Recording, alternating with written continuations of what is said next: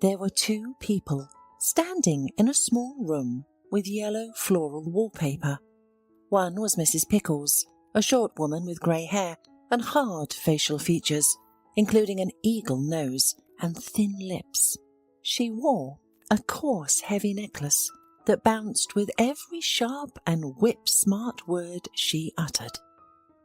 "Frank, do you realise that we can't live like this anymore?" asked the woman, raising her head. "She's in our way." The man looked at his mother with a pinch of defiance and a sense of guilt. His soft facial features became pitiful, his hands flailed helplessly, and his eyes avoided his mother's gaze. "But Mum, Janice is my wife." The woman splayed her hands apart and snorted. "Oh, come on. You wouldn't have another woman if you cared for her. And I'm not going to clean up after her. She's like a vegetable. And you heard what the doctor said. She won't live more than a year, so what's the point of doing anything? I think she'll be fine at her grandmother's house. There she'll remember her homeland and her childhood. One good thing here is that you will have a decent inheritance when she dies. That could improve our situation. So..." Frank looked thoughtfully at his mother and sighed. The next day, all the bags and suitcases with Janice's belongings were ready. Mrs. Pickles put them out into the hallway, grinning at the sight of her confused daughter-in-law. Janice, a petite and pretty girl with blonde hair, sat in a wheelchair. At the age of 27, she was unexpectedly struck by a stroke, leaving her disabled. Janice not only lost the ability to move, but also to speak. She sat almost constantly in her wheelchair, remaining silent. When Frank was at his work, Mrs. Pickles took care of her daughter-in-law, and sometimes it seemed to Janice that her husband deliberately stayed late at work to avoid coming home to the helpless wife, who couldn't even go to the restroom by herself. It should be mentioned that Mrs. Pickles never really liked her daughter-in-law. Janice's ambitions and desire to achieve a lot bothered her. She believed that Janice should support her husband instead of spending her days on work-related matters. Janice worked as an assistant to the director at a large company, but ideally she wanted to have her own business, but she didn't have start capital yet. The stroke destroyed any sympathy Mrs. Pickles had for her daughter-in-law. If before she had simply annoyed the girl with her nagging, then after the incident she constantly shouted at her, did not tolerate Janice's mute requests, and often forgot about medicine or lunch. The only thing that pleased Mrs. Pickles were that Janice couldn't speak and didn't interfere with her rereading the plays she had once performed in the theatre. While Frank struggled to carry the heavy suitcases to the car, Janice sat against the door, staring in mute horror at what was happening. Her eyes were red, and she was on the verge of tears. "Don't worry," Mrs. Pickles grinned. "Your doctor said you have a weak heart, and the air in the village is good. Maybe you'll even live this year. Didn't you ever want to go back to your granny's house in the country?" A multitude of thoughts swarmed in Janice's mind, but she couldn't express any of them. If she could, she would shout at her mother-in-law, expressing everything she thought about that old grey-haired woman. "Frank, dear, what took you so long?" Mrs. Pickles asked her son, who struggled to catch his breath. It was clear that he had a hard time with the heavy bags. "The elevator broke down. I had to carry all the stuff from the 20th floor," Frank explained. Mrs. Pickles shook her head, looking reproachfully at her daughter-in-law. "And I told you we should hire movers," she said reproachfully. "Mom, you know very well we don't have the money for that." "Oh, Sonny, once I used to perform in theatres every day, filling entire halls, and your daddy used to come after lectures to watch me," the woman said dreamily. "Could I have ever imagined that I would have to change diapers?" Mrs. Pickles glanced at her daughter-in-law with disdain and fell silent. Suddenly the neighbour came out of the building. "Mrs. Pickles, good afternoon." The neighbour nodded. "Are you going somewhere?" Mrs. Pickles smiled broadly. "Hello, we're taking Janice to a boarding house for rehabilitation. The doctor said it should help." "It must be expensive, right?" said the neighbour, shaking her head. "Oh, yes, costly," sighed Mrs. Pickles. "But I can't leave my daughter-in-law without treatment. She's done so much for us." The neighbour said something else and went her way. The smile and the pitying expression disappeared from Mrs. Pickles' face. She turned to her son and frowned. "Let's hurry up before the whole entryway finds out about our plans. We should have done it early in the morning." Frank took the suitcase in his hands and snorted. "It's dog-one cold in the morning. It's fall now. Do you want me to freeze all my limbs off?" asked the man, and without waiting for an answer, walked towards the car, leaving his indignant mother behind. Frank was the only and favourite child in the family. Mrs. Pickles and her husband Michael had him at a late age. The professor of law at the university and the star of the drama theatre put aside their own lives and dedicated themselves to raising their son. The result of such overprotectiveness was a frail Frank who, at almost 40 years old, lived with his mother and worked at a low-paying job where he was bullied by his boss and disliked by his colleagues. 20 minutes later, Janice and all of her belongings were finally in the car. Frank put his wife and her folded wheelchair in the back seat. Tears were flowing from the woman's eyes. "Janice, calm down, please," the man whispered quietly, adjusting his belt. "A neighbour will look after you there. We'll pay her." "Out of your money, of course," Mrs. Pickles cut in. Frank shrugged his shoulders and nodded. "We're not very financially sound right now, as you realise, so yes, out of yours. You'll be better off there." Janice looked at her husband with unwavering eyes, trying to see even a shred of pity or unwillingness in his pale face. Unfortunately, there was none of that. The car pulled away from Frank and Janice's home exactly at noon. Mrs. Pickles waved goodbye and went home to reread her playbook, imagining herself on stage, being greeted by the applause of the admiring art connoisseurs. Frank sighed, speeding up. He tried not to look in the rearview mirror, where he could see his wife's puffy eyes. "Janice, you should understand me. I have no other choice." The man could have sworn that his wife raised her eyebrow mockingly. However, when he wiped his glasses, all he saw was his wife's grieving face. "My mum is trying to make things better for us. She's right. I can't look after you all the time. I have a job to do. She's not young anymore, so you'll be better off there. You'll have your own nurse. You'll go back to your grandmother's house, which you often remember fondly." So, Frank fell silent again, turning away from his wife's gaze. But he could feel it behind him. It seemed to burn through his thin jacket and press directly on his lungs, making him breathe faster. The journey to the village where Janice would have to live was long. The village was remote and almost abandoned. It had a couple of streets with a few houses, one store in the very centre, and an old medical office that had been closed for years due to lack of staff. The dark blue car passed on beside a small house with an overgrown garden and a dilapidated fence. The house itself was quite decent, at least from the outside. The garden was filled with century-old trees and thick grass that in some places was taller than the fence. In front of the window was an old bench, and someone was lying on it.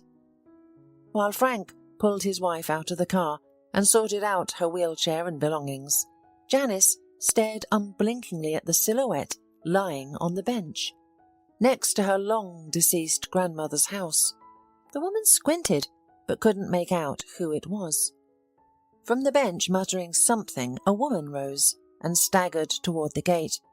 Her face was wrinkled and sagging, Her hair was tangled, and there was an old bruise under her eye. Paget was dressed in completely mismatched clothes, a yellow t-shirt, green shorts completely unsuitable for the weather, and pink, worn-out shoes with rhinestones. You're so early," said Paget, stammering. Frank frowned and turned to his wife. "This is your nurse, Janice. Let's get acquainted. Her name is Paget. She will take care of you now." In confirmation of his words, Paget nodded and staggered a little. Frank unloaded all the suitcases from the car and even carried them into the house. Then he slipped Paget a thin envelope. There obviously wasn't much in it, but judging by Paget's expression, it was enough for her. Then the man stood in front of his wife and sighed. "Janice, why are you so disgruntled? I'm sure you're smiling inside. This is your childhood home." The man looked around the overgrown property and the broken gate. "Fresh air, constant care. What else do you need to be happy?" Janice could think of a million things that would make her happy. However, as usual, she remained silent, glaring angrily at her husband. Each glare carried more thoughts than words could express. Frank understood this, and even had a small pang of conscience in his heart. But then his mother's words and the numbers at Janice's bank account came to his mind, and this silenced the pang and made him anticipate the taste of his wife's money. Frank got into the car and waved to his wife through the window. Paget moved closer to her ward and waved to him. "Don't worry, Frank. Everything will be fine." The man forced another strained smile, and the car drove away, leaving Janice alone with an empty, overgrown house and an alcoholic woman who was supposed to take care of her. A year later. "Frank, are you serious? You never once checked on your wife for—" Mrs. Pickles glanced at the calendar and said with horror, "A year? Are you a fool, Frank? How do you know if she died a long time ago, or, even worse, got up from the wheelchair?" Frank tore himself away from the television and looked tiredly at his mother. He had just come home from work and casually realized that he had never visited his wife. Mrs. Pickles was shocked and indignant. "Paget calls me every week. Everything is fine there. I give her money every quarter. Calm down, Mum." Mrs. Pickles snorted and walked over to the couch where her son lay. She snatched the remote and turned off the TV. "When I talk to you, you must look only at me," she said loudly and a little dramatically. "Paget, who is she? The same drunk you left to look after your wife? Are you sure she's taking care of Janice and not drinking the money you give her? Maybe she hasn't gone to Janice's in a long time while you're lying here watching TV." Frank rolled his eyes tiredly. "Do you want me to go see her tomorrow? Fine. I'll spend my only day off travelling to a backwoods village to see my half-dead wife. Yes, Mum, you really care about me." With a loud snort, Mrs. Pickles threw the TV remote at her son and left the room, saying everything she thought about him. The next day, Frank packed a few things in the morning, took an envelope with money, and got into the car. He looked longingly at the clock, which showed only 7 o'clock in the morning. He could still sleep, but instead he had to go to that damn village. He considered his mother's fears in vain, but since childhood he was used to obeying her in everything and always. It was a long journey. The radio was broken, and the silence of the car made the morning even more unpleasant. Frank vaguely remembered the road to the house where Janice lived. He used to give the money to Paget in the city, where she would specially come by bus to receive the envelope. Frank had been to the village only 3 times, once when he dropped off his handicapped wife, the second when he had been looking for a carer there, and the third when he was dating with Janice, and she had shown him the childhood house. Unexpectedly for Frank, he pulled away, his car next to an almost new fence. The grass in the garden had been cut, but it had grown back, as if it had been done a couple of months ago. Frank frowned and got out of the car. Carefully, he opened the gate and called his wife and Paget. However, no one answered. Frank wanted to go into the house, but it was locked. He tried to jerk the door open, but it wouldn't budge. Frustrated, he took out his cell phone and called Paget, but received no answer. Upset, he rubbed his forehead and looked around. Now his mother's suspicions did not seem so useless to him. Despite knowing that Paget was not trustworthy, Frank still had some level of trust in her. Frank knew that her house was close to Janice's house, and leaving the car he walked down the street. In 5 minutes he found the right house. To his dismay, it looked even worse than his wife's house. As he stepped inside, a strong, unpleasant odour hit his nose, causing him to pinch it shut. Paget was sitting at a huge round table, drinking a yellow-coloured drink. Frank quickly took hold of the woman and led her outside. "Where's Janice?" Frank said angrily. "Who?" asked Paget brazenly and loudly with a slurred tongue. She seemed to stare in front of her and saw nothing. "Where's my wife, you alcoholic drunkard?" "Ah, Janice? She doesn't live far from here." "Show me," ordered Frank. They walked along an empty road for a while, with Frank growing more and more surprised by the house they were approaching. Compared to the rest of the buildings in the village, it was huge, with 3 floors, a balcony and a large garden. Multiple cars and farm equipment were visible in the backyard. Paget stopped not far from the wrought iron gates of the house and pointed straight ahead. "She lives there now." She nodded and walked away without saying anything else. Frank was shocked by what he saw, but he quickly pulled himself together and rang a small bell. A joyful voice rang out. "Elliot, why are you so early?" Frank was taken aback. Frozen in place for a moment, he asked quietly, "Janice?" The voice on the other side fell silent before responding, "Frank? Come in." As the gate swung open, Frank was greeted by a vast garden and a stone path lined with an abundance of flowers. He carefully walked along the path and entered the house. On the steps stood a short, petite woman with blonde hair, dressed in a beige suit and shawl. She looked down at him, her face seemingly expressionless. "I had already thought you wouldn't show up," the woman grinned. "But come in now that you've come." Frank was speechless as he followed his wife through the house, which was tastefully furnished with pleasant colours, beautiful decorations, paintings, and clean carpets. Frank turned his gaze to his wife, who looked even more beautiful than before the stroke. Her white face was now adorned with a healthy blush, her scarlet lips had a gloss, and her eyes had a subtle tint of eyeliner. It was a simple beauty, but Frank had never seen anything like it before. Janice led him into a spacious room with sofas and armchairs. "Now, I'll make some tea and we can talk."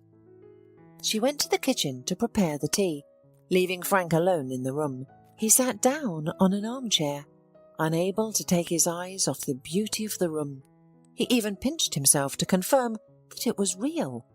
He couldn't believe that he had expected to see his sick wife in a wheelchair, but instead he was greeted by a beauty that he had never seen before in his life.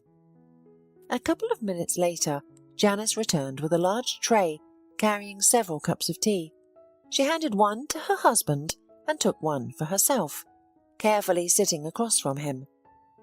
"Didn't expect this?" she asked quietly. The man shook his head. "I also didn't expect my beloved husband to send me off to die for money. I thought—" "Keep your meaningless excuses to yourself," Janice interrupted him. "I know everything, darling. You're not excellent at hiding the truth. It's all about my inheritance. When I received the will from my grandmother in Germany, I was ecstatic. imagining the life we could have together. But then I discovered something that changed my mind. Do you remember my friend Christina? We used to work together at the company. Frank nodded. She's the one who encouraged me to change my life. A year and a half ago, tall and statuesque, Christina was sitting in front of Janice at the cosy restaurant where their boss had sent them for a meeting that had already concluded. Dinner's on the company, why not indulge? Janice grinned, comfortably taking a seat. Then she opened her small purse, took out an envelope and handed it to her friend. Take a look at this. Do you think it's really true? Christina eagerly opened the envelope and read the letter. It was a letter from Germany. Who is Annie Reuter? My grandmother, Janice answered. My father's mother. She married a German when my father was about 6 or 7. And they went to live there. Then my dad came back here and met my mum. The last time I saw my grandmother was at my father's funeral. She suggested I go away with her. And why didn't you say yes? I couldn't have left Frank, answered Janice. He's got a mum here, a job, and I've never dreamed of going abroad. Christina looked at her colleague with incomprehension. You're incorrigible, Janice. You missed a good chance for an interesting life in Germany because of an ordinary man. Janice rolled her eyes. She knew her friend's position on her husband very well and preferred not to listen to her. Christina had always been a very sharp-tongued person and therefore had a good career but few friends. They all scattered because of her straightforwardness. Your Frank will be ready to sell his mother's mother for money. Do you know how much your grandmother left you? There was a letter enclosed, replied Janice. She wrote that I was her last relative and that she would give part of the inheritance to her husband's children and part to me.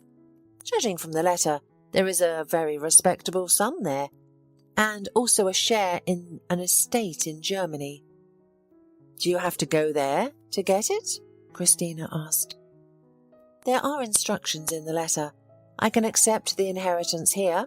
The notary will come here himself. I can imagine how pleased Frank will be. He has always dreamed of money, of his business and... You've been dreaming too, Christina interrupted her, waving her fork. And unlike him, you have the skills and brain to lead the business. Don't say that about Frank. He's a good man. He's just unlucky. Christina burst into laughter. Yes, and most of all, he's unlucky with his mother. Not a mother-in-law, but a true wretch. I still don't understand why you live with her when you could move out. Janice shrugged. Mrs. Pickles can't live alone. She's not used to it. And it's not so hard for me to put up with her. Christina grudgingly snorted and sipped her wine. I don't advise you to talk about the inheritance to your husband. They'll either send you to the grave for that money, or they'll start wooing you and taking every penny of it. Janice slapped her palm on the table and looked threateningly at her friend. Frank and I love each other. Nothing like this is going to happen. You have too bad an opinion of my family. Really? Christina grinned, but changed the topic. That same evening, Janice came home and shared the news of the inheritance with her family. Everyone was happy. Mrs. Pickles even opened a bottle of expensive wine, and Janice felt that Christina was really wrong. A few weeks later, she walked down the street, smiling at everything around her. Life at home had improved, with Mrs. Pickles no longer nagging her, and Frank spending more time with her. She decided to stop by a men's clothing store to buy a new tie as a gift for her husband. Janice glanced at the shop window, oblivious to her surroundings, until she turned her head and saw Frank. She was about to call out to him, but suddenly she noticed a girl walking towards him. Frank hugged and kissed her. Janice stumbled backwards and leaned on the shop window to steady herself. She couldn't believe what she was seeing. Without creating a scene, Janice got home and went to bed early, contemplating what had happened. The next morning, she took the day off from work and went to a local detective agency. A short, thin man with glasses sat at a small table, reading a newspaper and drinking coffee. Janice sat across from him and explained the situation. "I want to know everything. How they met, where they sleep, their actions, the places they date. I want to know everything." For a whole week, Janice was in a state of uncertainty. She didn't dare tell Christina the truth, not wanting to hear her say, "I've told you so." But she had to admit, Christina was right. It was as if Christina had always seen through Frank. Not wanting their relationship, she refused to be a maid of honour at Janice's wedding, which really offended the woman. Of course, they eventually made up, but Janice still carried the pain in her heart. Only now did she begin to understand her friend, who only wanted the best for her. A week later, Janice got a call from the detective, and soon she was sitting across from him. "You know, you're lucky that your husband's mistress is quite talkative," said the man, grinning. "I had to follow her around for almost a week, interviewing her friends, but I found out everything. Her name is Aisha Selick. She's 22 years old and a graduate of the Pedagogical College. She met your husband a few months ago, I believe at the coffee shop." "Thank you for the information. What about any evidence like video or—" The detective, with a broad smile, reached into a desk drawer and pulled out a large antique tape recorder. Janice was genuinely surprised by what she saw. She hadn't seen such a machine since her childhood. It seemed they weren't made anymore. Twisting a knob, the man turned on a recording that was loud and occasionally crackled. "Frank!" a high-pitched female voice exclaimed. "This is for me? Oh my goodness, it's beautiful. It must be expensive, right?" "I wouldn't spare any money for you," Frank replied with satisfaction. "Once I start my own business, I will be able to shower you with all sorts of jewellery every day." "But when?" the girl interrogated. "You said you didn't have money for your business yet." There were no sounds, but Janice was ready to swear that Frank smiled broadly. "My wife does. She recently inherited from her grandmother. We'll use her money to start a business and make a fortune." "You'll leave her, won't you?" Aisha said in an angelic voice. "As soon as she ceases to be necessary for me, yes," Frank said loudly. And the recording went on and on. The man and the girl were saying something. However, Janice was no longer listening to them. She went into her own thoughts, sitting with a perfectly straight back and looking straight ahead. She remembered her acquaintance with her husband and how happy she was when he proposed to her. Janice was 11 years younger than Frank. They met when she was graduating from an economics university. He invited her to a cosy cafe, took her to the park under the stars, and bought tickets to the theatre and concerts. Mrs. Pickles seemed very sweet and kind at that time. Janice, who had recently lost her mother, fell in love with the intelligent family and was ready to marry the poor and shy Frank. Christina was against it, but Janice did not listen. She was absorbed in new feelings.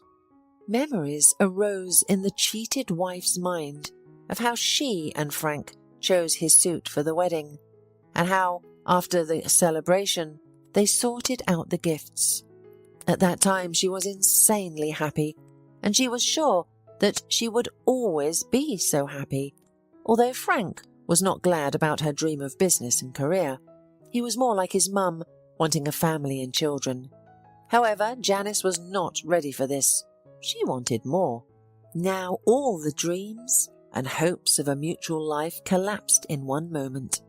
Frank, The same Frank who never raised his voice at his wife was thinking about how he would open a business using her money and then leave her. It seemed so wild that the woman sat there looking at the wall for several minutes. The detective was silent. He had seen worse reactions. Once, a deranged wife had simply smashed his window in a fit of rage at her husband. He got up and went to get some water. Janice drank the water in one smooth motion and then remembered the words of Christina that Frank was ready to sell his own mother for money. She did not believe her then, but now it seemed true to her. In the clever head of the deceived wife, a plan began to ripen. A vicious grin appeared on her face, and the detective recoiled aside. He had never seen such an expression on her face. A few months later, Frank's dark blue car pulled away from the gnarled fence behind which disabled Janice had been left. As soon as the car was out of sight, Janice rose from her wheelchair. Paget's eyes went wide, looking at her ward, who just so happened to be getting up from her wheelchair after her stroke. "Paget, let's make a deal. I will pay you as much as my husband pays you, and you will not tell him what you saw." Paget nodded dazedly, unable to ask questions. "That's fine.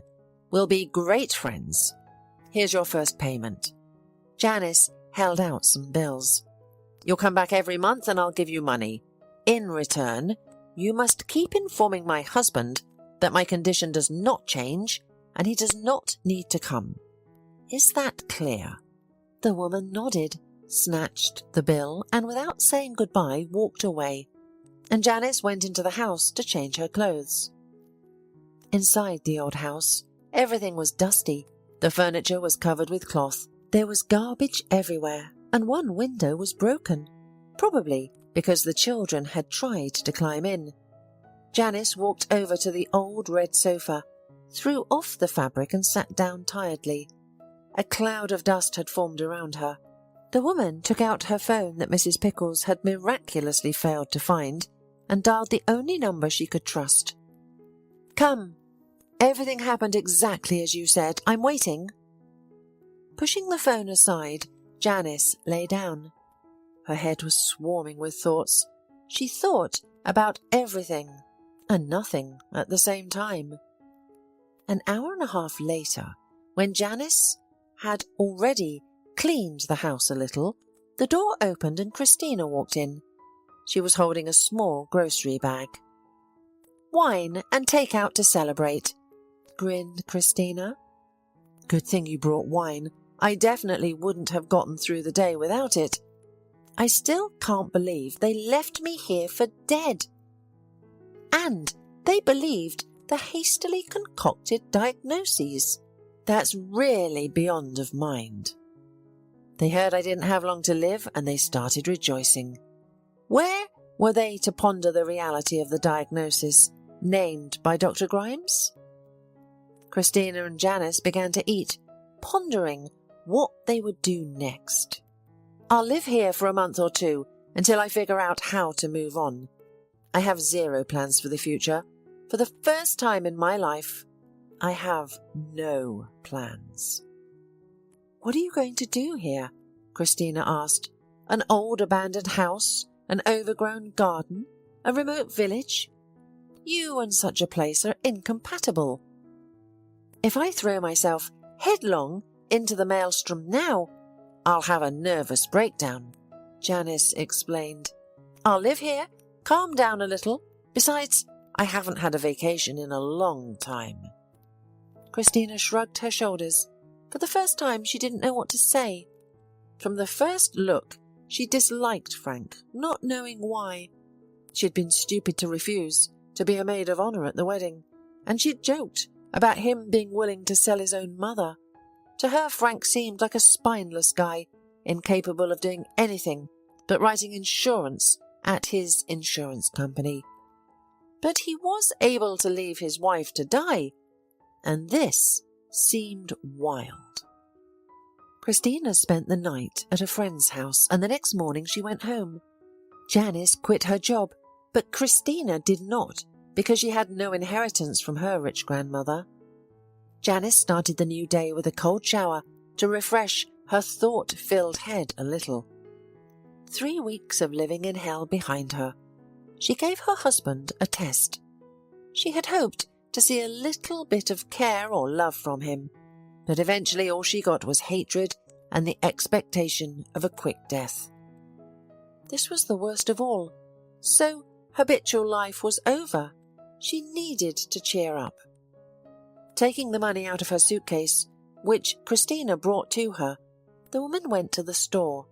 She vaguely remembered its location and decided to ask the villagers, because it was early morning and everyone was either at work or at home.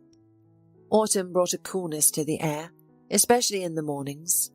Janice wrapped herself in an old coat she had found in the closet, trying to get comfortable.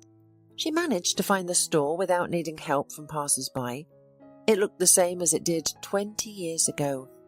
The sight of the familiar multicoloured sign and the cloudy window, displaying the counters and a saleswoman in a blue apron, made the girl grin. As soon as Janice entered the store, she was greeted by the familiar smell of fresh bread and perfume that the saleswoman Mrs. Tyler loved. Mrs. Tyler had started working there when Janice was just a child. "Mrs. Tyler, hello. Do you recognize me?" Janice asked. The woman hesitated. "Something seems familiar, but I can't remember." "I used to come here as a child," Janice explained. "Oh, Janice, how could I not recognize you?" Mrs. Tyler exclaimed, coming out from behind the counter. She hugged Janice and kissed her cheek. "You haven't been here for so long, and we haven't changed a thing." "I've noticed. Can you sell me some groceries?" Janice asked, looking around the counters.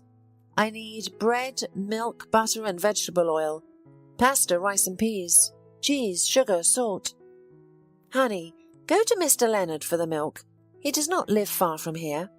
And this milk," Mrs. Tyler nodded at the counter. "Even a cat would be embarrassed to drink it. It has shelf life of 6 months. Where has it been kept for so long? Grows the tastiest tomatoes I've ever tasted. You should buy it too." Mrs. Tyler fell silent because a man burst into the store. He was dressed in dirty clothes and had a serious expression on his face. He pushed Janice away from the counter and loudly demanded, "Mrs. Tyler, give me 2 bottles of mineral water, and the courier should have left my order here. A box with medicine and pest repellent." "Elliot, can't you see I have a visitor right now?" Mrs. Tyler asked sternly. Elliot glanced at Janice and waved his hand dismissively. "She's a city girl. If she needs it so badly, let her buy it in the city. But I need everything urgently." "Elliot," Mrs. Tyler looked at him sternly.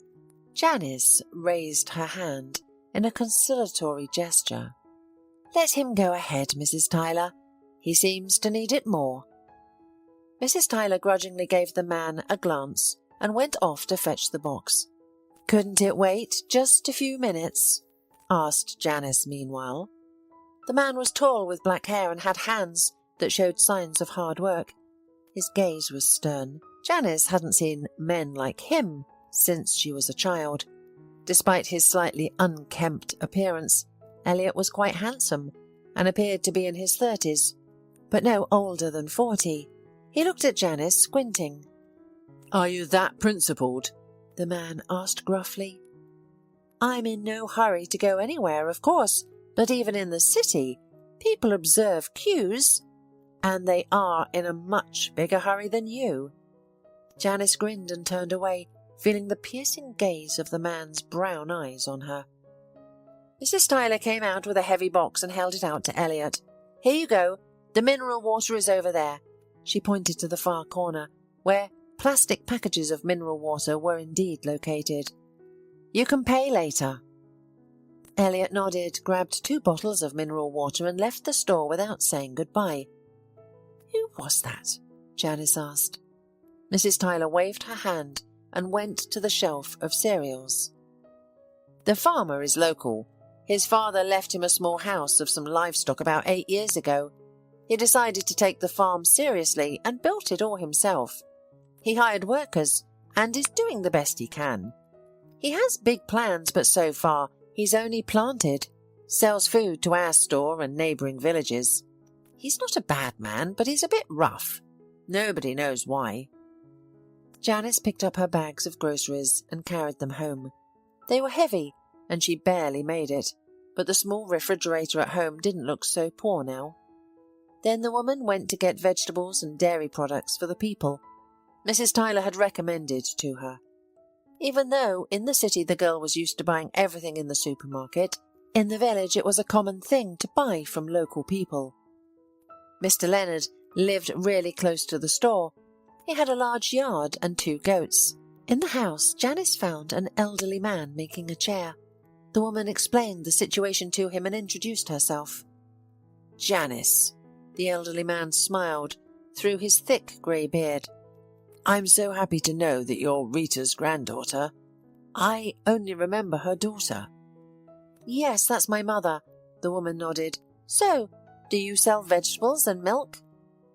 About 20 minutes later, she came out of the elderly man with 3 huge bags that weighed twice as much as the previous bags. Apparently, Mr. Leonard decided to sell a month's supply of groceries in advance. Janice was uncomfortable to refuse, so she sacrificed her back, which barely bore the load. After walking only a dozen of steps, Janice stopped, putting the bags on the ground. Suddenly, a black car with a large body stopped not far from her. Hearing a familiar voice, the woman looked up and saw Elliot. Janice hesitated. She didn't want to go with a man who didn't know how to be polite, but she didn't want to carry huge bags either, so she had to swallow her pride once again. Yeah, I don't mind.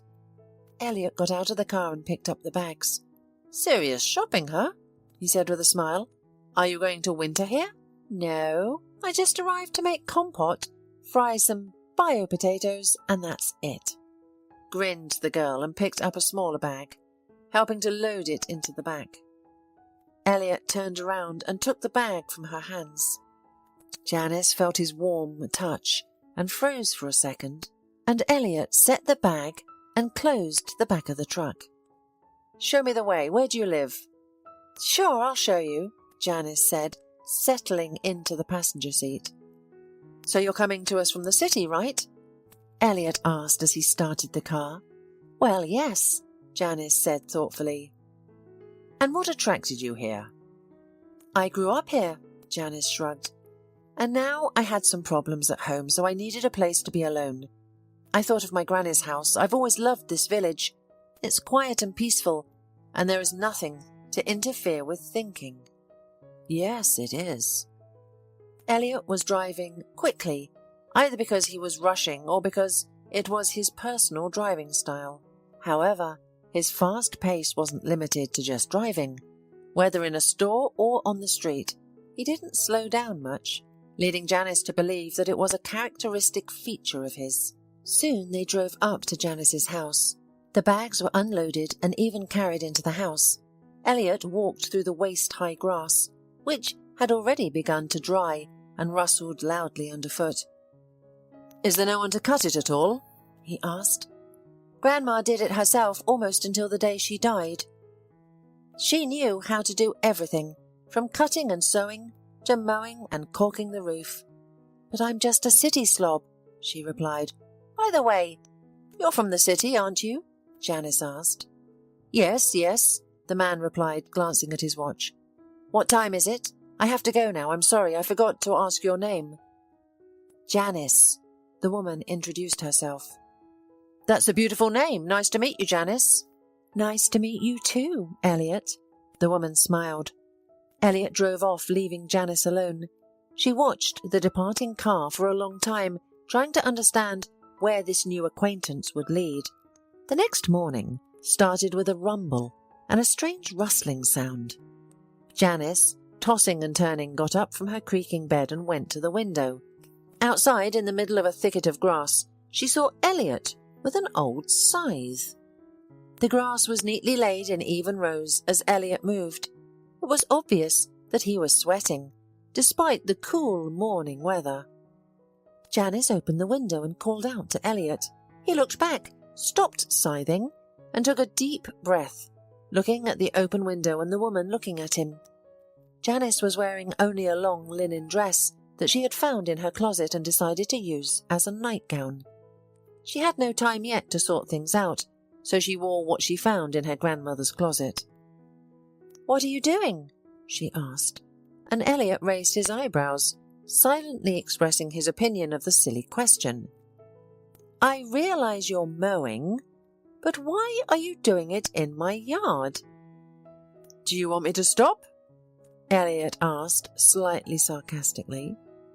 Janice shook her head and closed the window, not wanting to continue the conversation any further.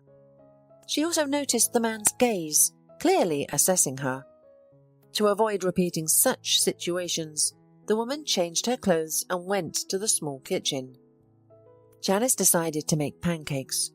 Of course, she never got up so early and didn't usually cook anything. Besides, the fast city rhythm accustomed her to skipping breakfast. But now she had to feed the unexpected assistant, who decided to come to her house early in the morning to work. When Elliot finished and it was clear from the sound of the scythe that he had stopped, the pancakes were already ready. The woman went out on the porch and called her unexpected assistant. "Will you come in for breakfast?" Elliot shrugged his shoulders, put aside his scythe and went into the house. He was all sweaty and tired. "You can use the shower." Janice nodded toward the bathroom and went to the kitchen. Elliot washed his face and then came to the kitchen and sat down at the table. In front of him was a plate with pancakes and sour cream. Janice stood next to the table, folding her hands on her chest. "How much do I owe you?" Elliot raised his eyebrows in a question mark. "Well, you didn't do it for free, did you?" "For food." The man grinned and took a bite of his pancake. Leaning back in his chair, he looked directly into the woman's eyes, as if trying to read something in them. "Well, since you don't want to accept payment, I won't insist," Janice shrugged. "I'm used to having to pay for any work." "Haven't you heard of the word help in the city?" Elliot asked. Janice snorted and laughed. "You said yourself you were from the city. Mrs. Tyler told me you've lived here for 8 years. So you can't blame me." "I'm not blaming you. It's just that city people are always surprised when they get help for nothing. I used to be like that too. By the way, why aren't you eating?"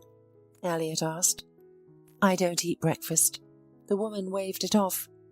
"I always had to go to work early. I'm not used to it. I usually have a snack at work." "So what kind of work did you do?" Elliot asked, tilting his head and looking at the woman with interest. "Assistant to the CEO of the company." Elliot whistled. "Don't think I've been shoveling money. Only with a child's scoop. But I enjoyed it. I was learning how to run a business, and I had a dream. And then I had a stroke." The woman snorted. "But I'll tell you that story later. Today I have to clean the house and the attic. Besides, I have a friend coming over tonight. A busy life, you know?" Elliot smiled in response. "I should get going too." The man finished his breakfast and left Janice's house. She watched him leave with a long look, trying to understand his motives. In the evening of the same day, Christina arrived again. She brought some things that Janice had asked for. Christina whistled when she saw the cleaned yard. She set the bags down and called out to her friend, who was scrubbing the muddy windows. "I need to replace the glass. Where do you think I can find a handyman?" Janice asked without saying hello. Christina grinned. "Ask the man who mowed your plot." "Ah, that was Elliot, the local farmer. He gave me a ride yesterday. I don't think he has time for glass." Janice waved it off. "Well, he's already got time for grass." Christina shrugged. "What farmer?" Janice stopped rubbing the glass and invited her friend into the house. "If it's not too much trouble, peel the potatoes. They're under the sink. I can't do anything anymore," Janice said tiredly, landing on a chair and wiping her forehead with the back of her palm. Christina took off her jacket and picked up the knife. "Now tell me more about this farmer," she said with an enigmatic smile. I didn't know him before. He came here 8 years ago. My grandmother died around that time. He takes care of the farm. He has different animals and vegetable gardens. What else can I say about him?" "Is he rich?" "Christina," Janice rebuked her. "Why?" Christina was indignant. "It's crucial nowadays. All right, but what is he like as a person to you?" Janice hesitated. "I don't even know. He's kind of controversial. First, he insulted me at the store, and then he decided that giving me a ride was a good idea. So, he also came this morning to mow the grass, even though I didn't ask him to, and then he refused to take money." "Maybe he likes you?" "Don't talk nonsense." Janice brushed it off. "He thinks I'm the town idiot." "Take a closer look at him. Maybe for once in your life you'll have a normal man. Who knows? He's a man." Janice rolled her eyes but said nothing in response. "How's work going?" "Oh, don't ask. Without you, our boss has gone completely off the rails. He's already changed his 3rd assistant. It turns out you've been doing more than he thought." Janice had been living in the village for a month. She had gotten used to the small house and quiet life. Rest had also become a part of her routine, and it irritated her terribly. All her life, the woman had worked. She grew up in a not-so-wealthy family and started working right after finishing her studies. She never took days off, for no particular reason, and always arrived at work on time. And now, for almost a month, she had been doing almost nothing. During the first week, Janice spent her time cleaning the house and bringing it to a livable condition. But then came the silence and tranquility. The woman started waking up late, reading books brought by Christina, visiting her elderly neighbours, and listening to the stories from their youth. In addition, Janice could not get rid of the thought that she was constantly meeting Elliot. The day Christina arrived, he heard the conversation about the glass and came to change it the next morning. Janice fed him with meat pie. Then he fixed the wicket. The girl again cooked him breakfast. It was like this several more times, and Janice was no longer surprised at the early rumbling outdoor and the presence of the man under the window. And Elliot habitually came into the house and sat down at the table. There were hardly any long and weighty conversations between them. He didn't give her flowers, didn't compliment her. He just was there for her. It seemed very strange. Janice wished with all her soul to understand his motives. "Confess, Elliot, you just come to eat at my place, right?" "I wouldn't say that." The man grinned, breaking away from the current faucet. Most of their conversations were exactly like this. Short, low-key, and usually humorous. There were rumours in the village, and some village women even came to Janice threatening her. "Elliot is mine. Do you understand?" Menacingly pronounced the brunette with lush forms. "You think you came here from your city and you can grab our men? What a stupid you are." The stranger angrily tore a leaf off the tree and threw it at a dumbfounded Janice standing on the porch. When Elliot next came, she told him about his admirer. "Were you frightened?" grinned the man, and there seemed to be a touch of seriousness in his words. "I ain't afraid of country broads. I was threatened by grown-up men when I worked in a big company. I once refused to sign a contract instead of my boss, and they almost nailed me right there. 5 grown men in suits, and I was alone. That's scary. not a leaf thrown by some crazy groupie of the man who, for some reason I don't know, fixes everything that breaks in my house." Elliot smiled and returned to the soup without any words. One day, Janice was walking around the village. Elliot had not come to her for a long time, and she assumed that he was fed up. She went for a walk to unwind. Deep in her heart, she hoped that she would meet Elliot on the way. For some reason, she wanted to see him again. She was so used to his strange silence that she almost missed him. Janice approached Mrs. Tyler, who came out of the store, looking somewhere in the distance with concern. "Mrs. Tyler, something wrong?" "Yes. Elliot's farm is falling apart. There is some kind of trouble. Our men and women are all upset. They could be out of work. And where else can they find work in our village?" "Oh, trouble. Elliot has always barely kept afloat, twisted his way out as best he could, but here something has gone entirely wrong." Janice frowned and decided to visit Elliot. His farm was 2 kilometers from the village. It was a big, long building from which the mooing of cows could be heard. There were men in the backyard.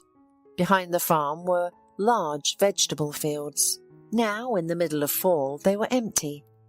Janice asked a woman passing by where Elliot's office was and went there. His office was small, one could even say quite tiny. In the middle there was a table and a chair. In the corner a closet and a small window in the wall, through which penetrated the crumbs of light. Elliot himself stood in the middle of the office, bent over the papers. He was saying something with only his lips, counting on a calculator and making edits to the documents. Janice came closer and said, "Hello." The man turned around abruptly and let out a sigh. "Is something broken again?" he asked. "I'm sorry, it's not a good time." "No," Janice replied. "I heard you were in trouble, so I came to help. Is it something with the paperwork?" "It's okay, I can handle it," the man said harshly. She stepped closer and almost pushed Elliot away. Reaching for the papers, the man said loudly, "Go away, or I'll have to drag you out of here by force." Janice raised her eyes and took a closer look at the papers in Elliot's hands. With just a glance, she could see the huge sums and excessive spending, which were unnecessary for a place this small relative to the city. "Do you even have an accountant or a financial expert?" "I'm doing quite well on my own," Elliot repeated. "I can see how well you've been managing. A fabulous spending spree to nowhere. You urgently need a specialist." "And where am I going to get one?" Elliot asked glumly. Janice smiled broadly and pointed at herself. "I have a degree in economics. Plus I worked for several years at a company where the costs and revenues were much higher than yours." Elliot waved his hand and sat down tiredly on a chair, leaving Janice with the papers.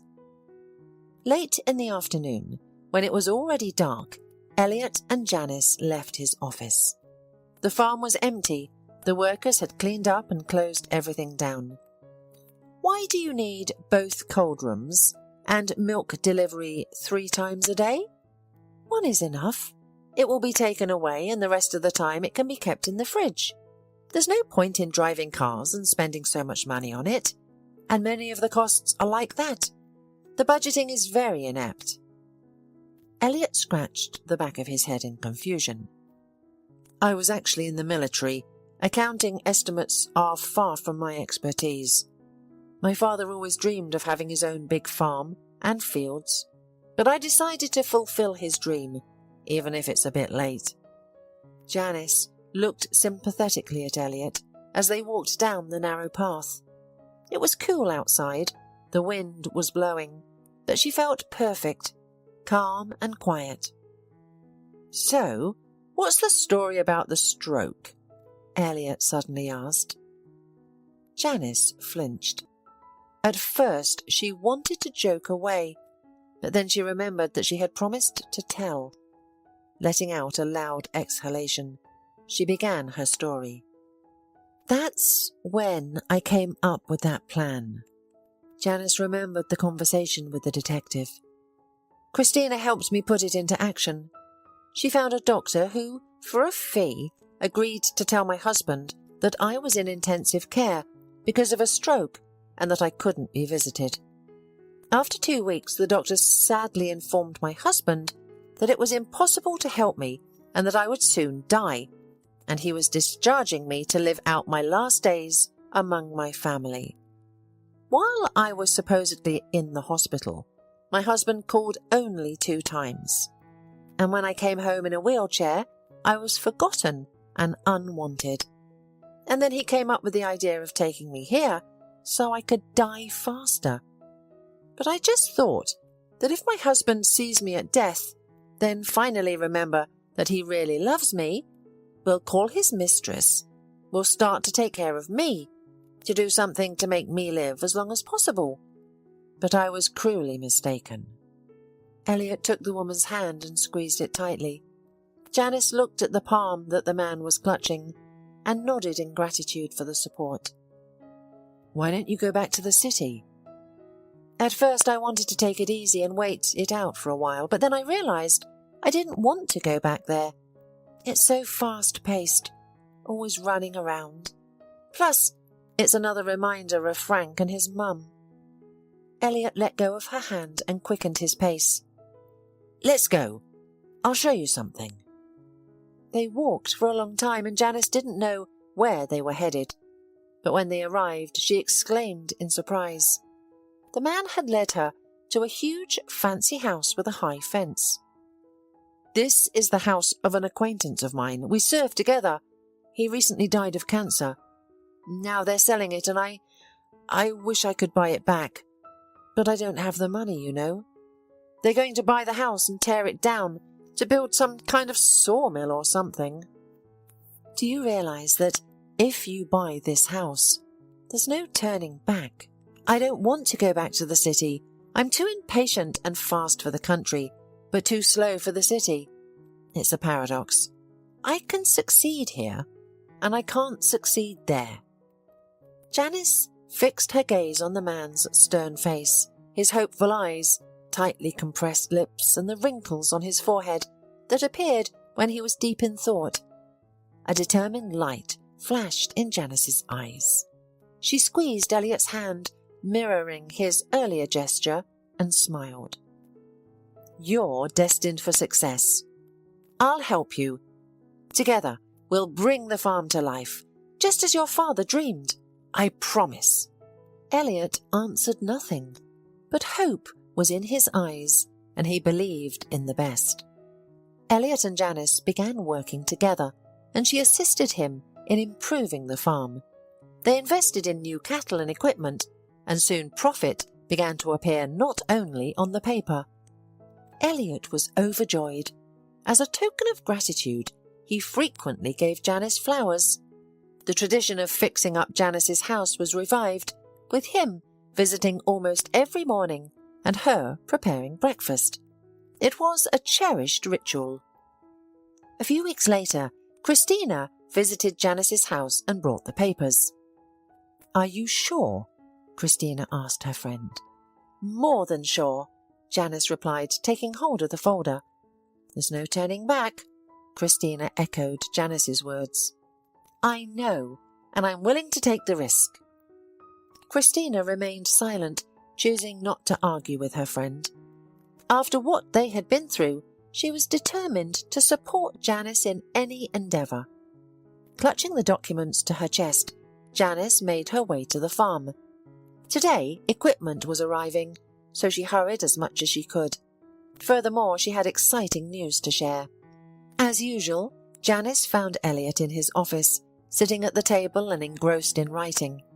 Upon seeing her, he smiled and radiated happiness. You're early, he said, pulling out a chair for Janice. The woman sat down at the table and put the papers down. Read it. Elliot took the folder and began to slowly leaf through the papers. His eyes grew wider with each page. Janice watched his reaction, with hidden fear and anticipation. Closing the folder, Elliot set it aside on the table and lowered his eyes to the woman. "What did you do?" he asked hoarsely. "Did you buy a house?" Janice nodded and got up from her chair. She stood directly in front of the man, looking straight into his eyes. "You didn't want it torn down. It was your friend's house, and I promised you it would work out." "But that's a lot of money," Elliot exhaled. "It's my money. I do whatever I want with it. Besides, I like the village, and—" Janice's train of thought was interrupted by a kiss. "Is that how you decided to get the house?" Janice grinned as Elliot pulled away. "Is that what you think of me?" he asked hoarsely. "No, I was kidding," the woman exhaled. "I bought this house for us. If you want us to be together. I think I'm in love." The man kissed the woman again. "Me too," he replied, hugging Janice gently. Hearing all this story, Frank couldn't believe it. His hands were resting on his knees and his eyes were staring straight ahead in bewilderment. "Are you telling me you made all this up to test me?" Janice looked at him sadly and sipped her tea. There was a knock on the door. Christina walked in wearing a tight blue dress. She looked directly at Frank and grinned. "Well, did you tell him everything? Too bad I couldn't see his face. I was a little late." "So you know everything?" Frank bellowed. Christina grinned. "That was my doctor, the one I paid for the diagnosis." "Did you really think Janice pulled all this off by herself?" "She loved you too much to do it, and you broke her heart, decided you could treat her like garbage." Frank pressed his lips together. "You don't understand anything. Janice, I love you. Janice!" Janice raised her eyebrows, grinning. "Doesn't Aisha suit you anymore? Or maybe she couldn't. You wait to open your own business and shower her with gifts?" Frank opened his mouth to object, but stopped himself, realizing that excuses were pointless. "But how dare you play such a trick on us with Mum?" Frank asked. "She was so upset when she found out you were sick." Christina and Janice exchanged looks and laughed. Mrs. Pickles ran ahead of everyone and joyfully shouted that her daughter-in-law was ill and would soon die. "She was even more interested in my inheritance than you." Frank surveyed the house, then smiled broadly. "So you bought and earned all of this while you were married to me?" Christina frowned, understanding what Frank was implying. She wanted to argue, but he spoke again. "And since you acquired all of this during our marriage, half of the property is mine, right?" Christina, being a lawyer, knew the law and how such situations usually ended. Janice stood up from her chair and glared angrily at her husband, wanting to say everything she thought about him. However, at that moment the door opened and Elliot walked in. "Hi, dear." Janice nodded and whispered something in the man's ear. The man turned towards Frank with a serious and furious expression. It seemed almost impossible to stop him as he loomed over Frank. Frank swallowed in fear and began to back away, looking for an escape route. "If you, idiot, decide to threaten Janice, I'll make your life a living hell," Elliot said rudely, grabbing Frank by the scruff of his neck and throwing him out of the room. Christina, Janice, and Elliot heard the front door slam. Frank was quickly moving away from the house. "Why did you let him in?" Elliot asked Janice, stepping closer to her and hugging her from behind. In front of Frank, she held herself back, not wanting to show weakness, but everyone in the room knew how much she had suffered from his betrayal. The woman stood there, head low, and fought back the urge to cry. "I should have told him everything," she uttered. "I should have seen the look on his face when he realized that my inheritance and I were out of his reach." "Did it make you feel better?" Christina asked. Janice nodded and wrapped herself more tightly in Elliot's strong and reliable embrace. "I'll file for divorce tomorrow." Despite Elliot's threats, Frank still decided to file for divorce and divide the property. The court notice arrived at the post office, and Elliot brought it along with the rest of the documents and grimly handed it to the woman. When Janice opened the envelopes and read the summons, her face turned pale. She didn't think Frank would actually sue to divide the property. However, she also didn't think he would abandon her to die. He was a very unpredictable man. "We need a good lawyer," said Elliot, picking up the notices. "Christina," Janice said. "She heads the legal department of the firm. She has a license to handle cases. I think she can help us." Elliot sat down next to the girl and said, "Listen, I looked into the bathroom after you yesterday, and I found a test in there. Are you pregnant?" Janice nodded and said, "I didn't know how to tell you. I thought you'd mind," and a soft kiss interrupted the woman. She put her arms around Elliot and smiled broadly, asking, "So you don't mind?" The joyful smile and mischievous eyes of the man answered better than any words. He hugged his beloved tightly and pulled her against him, saying, "If that rascal suddenly decides to sue you for half of your property, I don't care. You and I won't be left with nothing. We'll have our house, farm, the baby and ourselves. We'll have each other." Janice closed her eyes and sighed deeply. When she opened them, Elliot saw the determined and unwavering look that had once frightened the detective. "If he goes to court to take from me what is mine by blood, he'll get out of there with nothing. I'll take not only mine, but everything he has. He'll be left with nothing." The trial took place very soon, as if the universe itself wanted to end this strange case quickly. Christina became Janice's lawyer, and Elliot supported the woman from the witness bench, along with many of the villagers. The judge listened to the statement of the plaintiff with boredom and asked him clarifying questions, to which he could not always provide answers. The plaintiff's witnesses included his mother, neighbours and friends, who all spoke negatively about Janice. Mrs. Pickles displayed all her dramatics. "I was so scared when she had her stroke. I didn't sleep for 3 nights, waiting for news from the hospital." Tears flowed from the woman's eyes as she wiped them with a white handkerchief and continued. "And when I saw Janice, I almost had a heart attack myself. She didn't move. She was almost inanimate. I had to take care of her while Frank was working. I cleaned her, fed her, and she wasn't sick.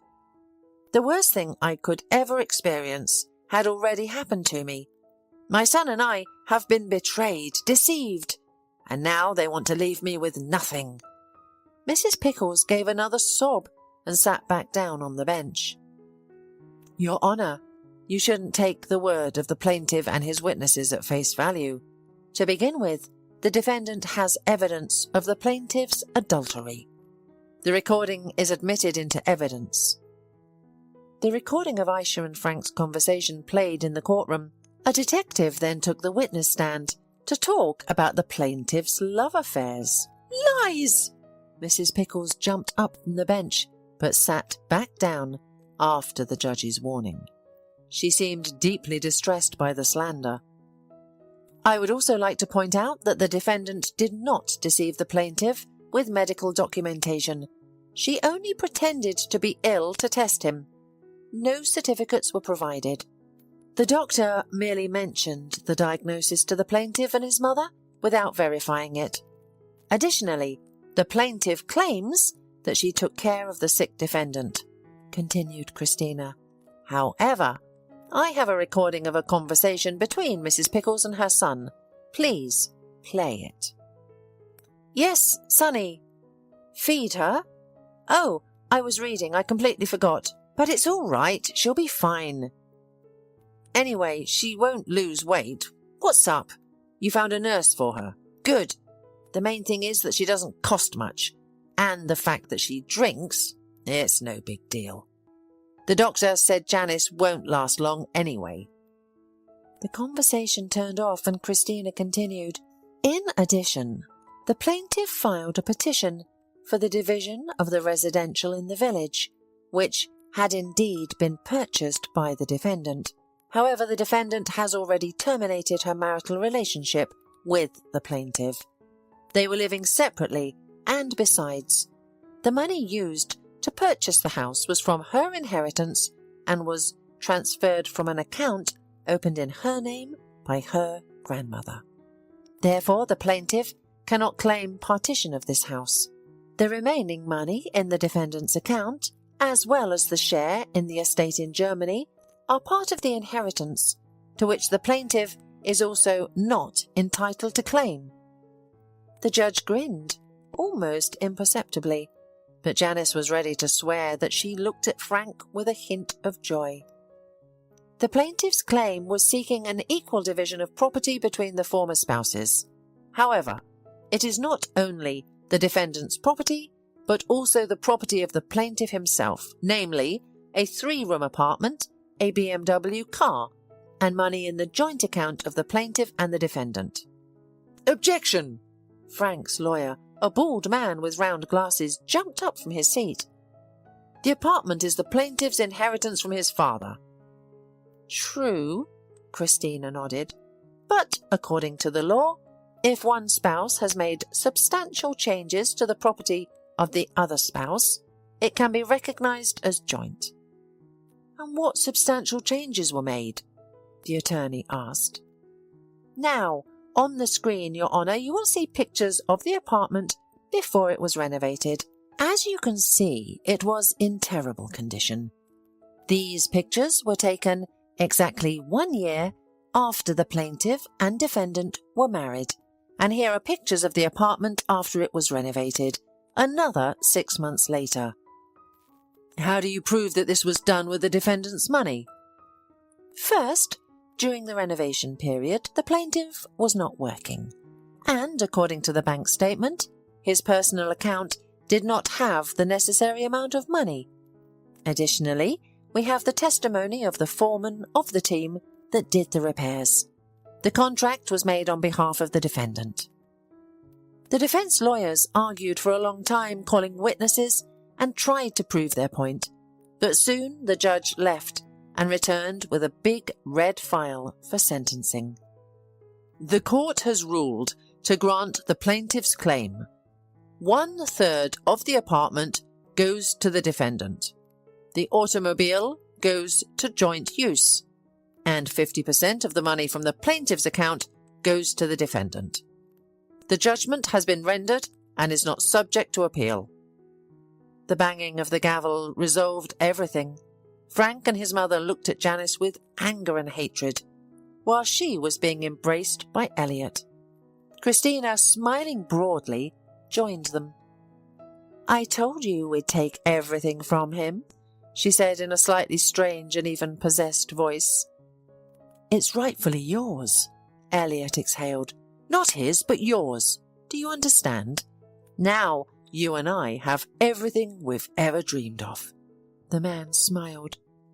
It remains to have a child, and the happiness will be complete, said Christina, collecting papers. Well, Janice stretched out and looked at her belly. Christina smiled. You're certainly fast. Will you take me as godmother? Do we have a choice? Elliot asked. None. Janice smiled and hugged the 2 dearest people in her life again. Now she would definitely be fine.